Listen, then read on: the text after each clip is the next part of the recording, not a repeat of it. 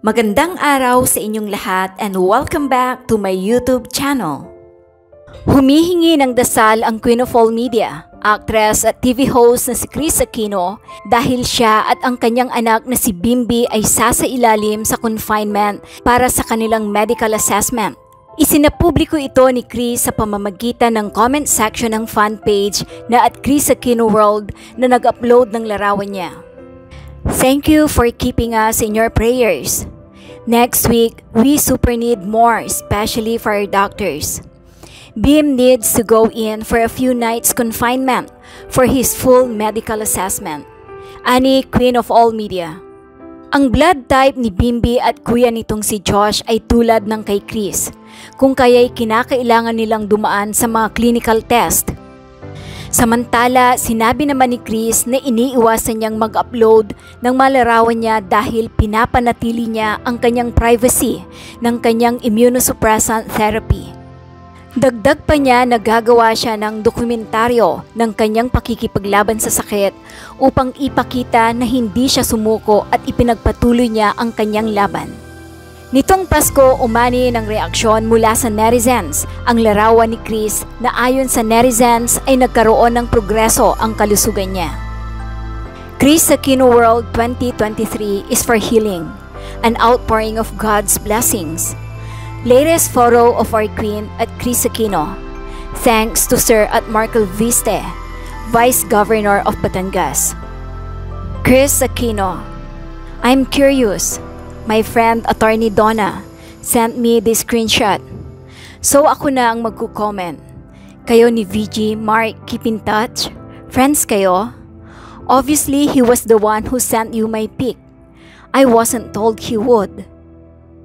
I've avoided posting any pics of myself because I've been privately chronicling my journey.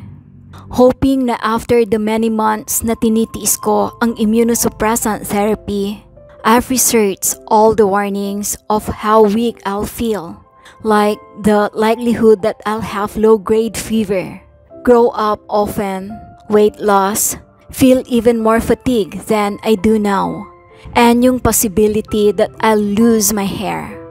After all, the medication is what's given to cancer patients undergoing chemotherapy. But for rheumatology patients, yung dosage is about 15%. I'll be able to show all of you in a documentary na hindi ako sumuko sa lahat ng kinailangang pagdaanan. Tinuloy ang laban. This picture was from New Year's Day. VG Mark was kind to visit us kahit malayo kami from where their family stays. Walang mahanap na polka dots na shirt, sweater, hoodie or anything si Alvin. Di siguro uso here in the US. Thank God. Sanay na kayo na ever-present yung pearls ko. Thank you for keeping us in your prayers. Next week, we super need more, especially for our doctors. Bim needs to go in for a few nights confinement for his full medical assessment. He and Kuya had their primary immunodeficiency genetic testing done because both of them have the same blood type as me, like all my siblings and our mom. I'm a firm believer. It's better to know early so if needed, solutions are still available. May 6 feet 1 inch 15-year-old sa pediatrics pa rin, so magbabantay ako. Then, I'll be confined for 5 nights to confirm that my previous diagnosis of having 4 autoimmune conditions was correct, and to confirm if I do have a 5th because of my recent blood panel. Thank you for being so compassionate and consistent. P.S. Alvin will email you pics every now and then para with my approval. Narito ang buong usapan ni Christopher Min, Romel Chica sa kanilang programang Christopher Minute.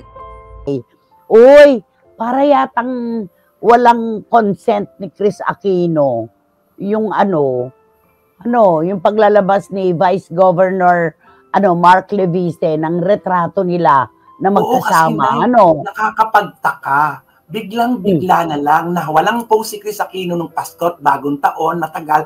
Tapos ito, si Vice Governor naglabas ng kanyang personal na litrato. Hindi. Ang sabi ni Chris, hanggat maaari daw, ayaw niya munang maglabas. Eh di ba kahapon lang sinabi ko talaga, kahit ang mga politiko may mga para-paraan talaga. Yes. Di ba? Kilala Oo. naman natin si Vice Governor Mark Leviste, di ba? Talagang is always in every issue. Ayan. Oh, di ba? Saw, suka, mahulit, kaya. Di ba? Parang ganon. Oo. Eh, kung wala palang consent, hala, paano na yan? Nakakaloka itong Vice Governor. Okay, ang kinaganda lang niyan, dahil nakita na natin ang tunay na kalagayan ni Chris Aquino na maayos. Masaya maganda, naman tayo. Oo. Masaya tayo. At sana ay magpatuloy ang kanyang paggaling, di ba? Correct. Uy, naniniwala ka ba na kaya tinamad daw at hindi nag-promote ng Mama Sapano si Edo Manzano dahil pinklawan siya? May Naku. ganun bang politika? Naku, May ganun ba? Parang wala na ngayon yan. Parang ang feeling ko, kaya kasi senior citizen na kasi, di ba, na ayaw nila, yung pag sumasama sa mga parada, wala din siya kasi nga, Mga matao. Di ba? At saka, kilalang kilala po ng buong showbiz, maging kami, na napaka-supportive ni Edo Manzano sa anumang tanggapin niyang proyekto. Maaaring umiwas lang siya, di ba? Personal yun eh. Di ba? Personal Para choice malayo niya. tayo sa pagkakasakit, di ba? Correct. Pero alisin na po natin yung pagiging pinklawan, di ba? Parang ayaw yata sumangayon yung sinok ko. O, di ba? Parang ganon. Parang totoo yata yung kwento. Hindi. Siguro, may pag-uusap sila ng produksyon. Kaya hindi siya na gano'n. Oo. Nako, wag na nating haluan pa ng politika ang mga ganito. Sana nga ay patuloy na ang paggaling ni Chris. Nakakatuwa naman at sa mga retrato niya, medyo tumaba na siya. Sabi ni Tita Nene Olanday, we agree of course, Tita Nene. Okay, tahimik lang ngayon si Tetay. Pero I'm sure bago ipalabas ang mom ni Direk Daryl Yap, yung MOM, di ba? Mag-iingay ang lola. Sigurado ako dyan. Pagaling ka na lang ateng. Love. Sabi ni Philip Villanueva. Ikaw, ano hula mo? Bago ipalabas ang martyr or murderer. Ano, palagay mo? Siyempre, nanay, hindi naman mawawala siyempre sa picture frame si Chris Aquino. Kinakailangan talaga nandoon siya. Ay, kompleto. Oo. Ay, ang tinutukoy pala ni Neneng Putot Gensoli na baka sila na si Chris at saka si Governor Mark. Naku, di ba, nanligaw nga raw siya kay Chris noon, kaya lang hindi siya nakapasa. At ang minahal ni Chris ay yung isang politiko na after a few weeks, siniwalayan din niya. Di ba? Magkaibigan lang daw sila. Hindi, at saka si Vice Governor, maraming ina-estehan ng mga artista ite. Di ba? Marami siyang nililigaw-ligawan.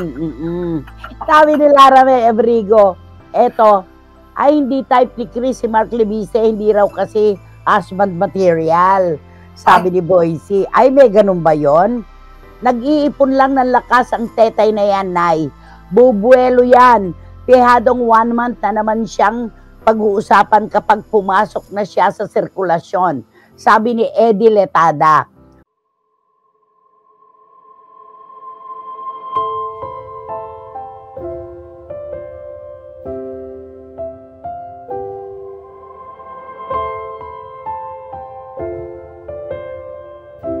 Mag-subscribe at i-click ang notification bell para sa mga susunod na video updates. Maraming salamat po.